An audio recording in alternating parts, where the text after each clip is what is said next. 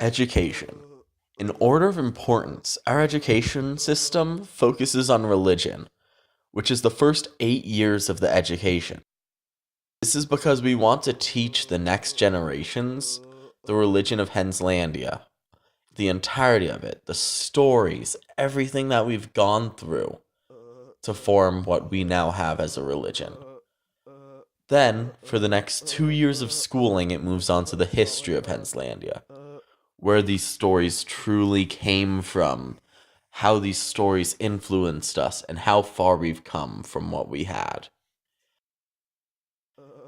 The next 2 years are spent between teaching basic skills, how to build shelters, grow and harvest food, hunting, gathering materials, making basic tools out of the materials that people have gathered. The language, which is rather extensive. Swimming, as we are on an island and fish is one of our sources of food. Understanding the basic subjects such as math, reading, and writing, so that they can continue to pass on the education. The occupations and currency of Henslandia. Our occupations consist of teaching the education to the next generations, shelter building and improving, and repairing, hunting, fishing, and other ways to gather ungrown food, growing and harvesting food, gathering materials, using the materials to build basic tools to enhance all aspects of work and life, gathering tribute to the gods, making statues, altars, and other things to please the gods, as well as child labor. Our currency is a wood chip that has a color marking on it. The gray chips are worth 6.58 Russian rubles. The green chip is worth 65.78 Russian rubles. The blue chip is worth 460.34 Russian rubles. The purple chip is worth 1,381.01 Russian rubles. The red chip is worth 4,537.6 Russian rubles. And the gold chip is worth 27,620.17 Russian rubles. Henslandia is a very deep and complex religion. It contains many gods and many stories, way too many to cap in this one short time. But here's a recap of all the gods. If you'd like to see what all the gods are and what their names are in more detail, please refer to page 15 on your packet. Other than that, we have Alf, Captain Phillips, Terry Crews, Shrek, Ricardo, Papyrus, Mr. Moneybags, Josh from Drake and Josh, Flavortown and Guy Fieri. I don't know why it's black here. Gnodigan Gnome, Steve Harvey and Dr. Phil, Vsauce, Michael here, Joseph Stalin, Caillou, Danny DeVito, Piper, Mr. Hensley,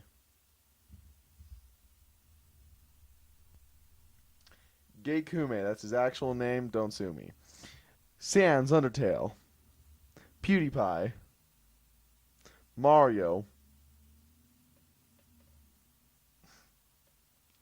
Gabe Newell, Inspector Gadget, Amy Schumer, Elizabeth Warren, Osama bin Laden, Elmer Fudd, Robbie Rotten, XXX Tentacion. This isn't even a god. It's just a picture of me for some reason. Liam, what is this, man? Come on, you're better than this.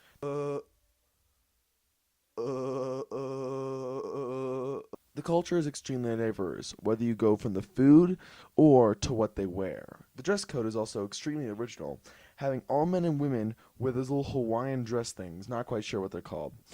And if you're a male, though, it has to be in a kilt checkerboard pattern. The males are also required to wear an Epic Gamer t-shirt, but the females, on the other hand, are required to wear some tie-dye shirt. The food is also extremely specific, as due to Henslandia being an island and being isolated for most of its time, including up to modern times, there is only a certain amount of dishes they can eat, including coconut, almonds, special sauce, tuna, bread, crab rangoon, minion meat, anything you want with wheat, potatoes, which are required to have one eaten per day, carrots, goat, and milk. Not goat milk, though. Goat milk is not to be consumed. Also toad, which is meant to be eaten once per year to celebrate Toad's Day, which is the day that Captain Toad founded downtown Coolsville, the main city in Henslandia. The other one is bone marrow. This is eaten on what is effectively the island's version of Halloween. There are 5 main sections in Henslandia, 4 of which are in downtown Coolsville. The other one is in Flavortown, the area right below the mountain. The Flavortown district is extremely important because it produces most of the food for all of downtown Coolsville and Henslandia in general, minus the Toad and the Simish people.